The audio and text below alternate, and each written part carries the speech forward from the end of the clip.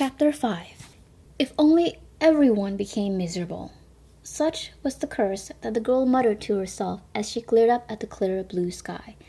If her gaze had a color, she would use it to paint the sky black. If her anger had a heat, she would turn this entire country into ash. However, no matter how much she hated and glared, the sky remained blue, and the men and women laughed as they walked outside. It was all horribly wrong. Why was the outside world filled with such happiness when she was so very unhappy? As she was thinking this, something yellow appeared in the corner of her vision. It was a rose, a bouquet of yellow roses with a single red rose in the center. Yellow roses were supposed to symbolize jealousy, and if you sent them to a lover, it suggested you were bored of love. However, if you added just one red rose to the bunch, it meant a heart that does not give up. It was a complicated message that many would misunderstand. However, not in this case. A person who was tired of the usual romantic lines might find this more intriguing. If anything, it was a smart approach. Of course, she couldn't think of anyone who would do this to her, except for one person. "It's you again." "Yes, it is I." And the reply came from a middle-aged man in black-rimmed glasses. He was very tall and had a calm face with rather angular features. His shabby robes hid most of his body, but it at least seemed like his stomach did not protrude.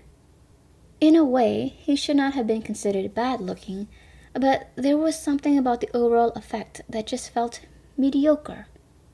"Go away. I am quite busy and I have no time to talk with the likes of you."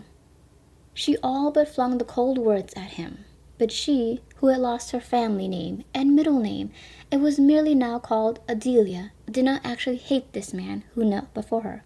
In fact, she felt rather relaxed around him. He was kind and his soft words were comforting. But more than anything, he did not look at her with the same curiosity that others did. "Oh, excuse me, but do you mind if I ask about what you have been busy with?" "It has nothing to do with you," she was about to say, but then changed her mind.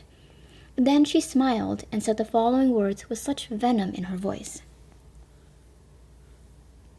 "I was cursing my misfortune and wishing havoc on the people in the world. Now get out of here." It was a very hateful thing indeed.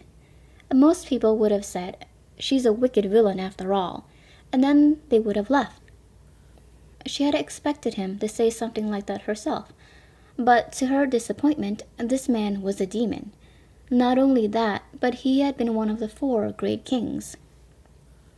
"Ah, that is important business indeed. I am sorry to disturb you." "Are you mocking me?" Her disappointment was expressed with an angrily raised eyebrow. However, Kudirs shook his head as if he could not comprehend what she meant. He looked confused. "Never did I give that impression." "No, you didn't. The only thing that should be mocked here is your face," she said. Then she chuckled because she found her own words very amusing. When she laughed, the dark atmosphere in the room seemed to clear a little. Kudirs watched as she laughed. Then he put the flowers on the table and looked directly into Adelia's eyes.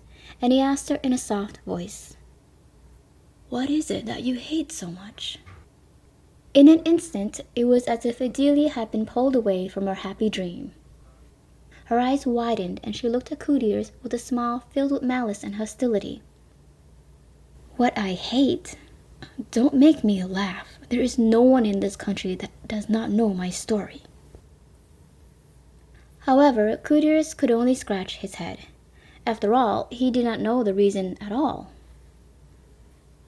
The truth is, I was far away from this country up until a few days ago, so I really don't know," he answered. Adelia could no longer blame him. "Oh, I see. It is not something I want to recollect, but I will tell you if you want to know. After all, everyone else in this country already knows," she declared, and then she gritted her teeth as if she was crushing her own past. Then she leaned back into her chair and glared at the ceiling as she began. Her cursed past that was so famous that everyone knew about it. I was originally the daughter of a duke, and I was engaged to be married to the crown prince of this country. And so I was brought up strictly and given the education necessary for becoming the future queen. I had no freedom. My whole purpose for existing was to be the prince's partner. I had no value outside of that. But one day, as I was studying at the academy, in order to accept the burden of this country's future, that country bumpkin appeared. She said this as if she were spitting out blood. She was referring to the current lover of the crown prince, a daughter of a baron. The girl had been raised among commoners and had no idea how to act around nobles, and she used her ignorance to disregard their customs when she was told about how a proper member of society should behave. She rejected them bluntly and said things like, "That's just wrong," and "people are all equal." It was not something that you should say when you were the daughter of a baron who was enrolled at the academy. They were the kind of words that would sound good to the general public, and these vulgar ideas had rotted away in her mind. Not only that, but this country bumpkin would also use her sly words to entrap the handsome male students of the academy. She would act friendly to them and treat them as her entourage. Of course, the crown prince was among this entourage. The female students became furious. Adelia began to think of something to do about all of this. And then it happened. The crown prince, who was supposed to be her fiancé, had fallen in love with the country bumpkin, this girl who was an enemy to the government and the aristocracy. According to him, she was the only one who saw me as a person and not a prince. That alone was not too bad. This was because Adelia was magnanimous enough to allow him to take a lover. Yes, it was insulting and embarrassing, but he was weak and she had been taught that such things were a possibility, and so she was able to accept it as long as he fulfilled his role as part of the royal family.